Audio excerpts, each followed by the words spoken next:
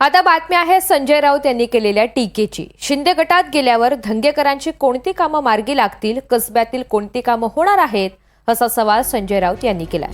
प्रतिभा धंगेकर यांच्या व्यावसायिक जागेवर वक्फचा दावा निर्माण केला, पक्षांतर करण्यासाठी अशी आर्थिक कोंडी केली जातीये, असा दावाही संजय राऊत करतायत। मला कळत नाही शिंदे गटात गेल्यामुळे महाराष्ट्रातली किंवा त्यांच्या कसबा पेठेतली कोणती विकास कामं मार्गी लागणार आहेत। एखाद्याने प्रवेश करावा म्हणून त्याची आर्थिक कोंडी केली जाते आणि त्याच्यावरती काही जुनी प्रकरणं असली त्याचा दबाव आणला जातो।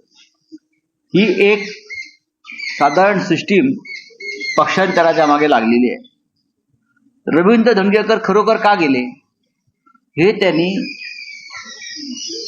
खरं म्हणजे त्यांचे जे कोणी दैवत असेल त्याला स्मरून सांगायला पाहिजे की मी खरोखर विकास कामासाठी गेलो की कसबा मतदारसंघात गणेश पेठेतील जागा आहे ती प्रतिभा रवींद्र धंगेकर आणि इतर पार्टनर यांच्या नावावर आहे।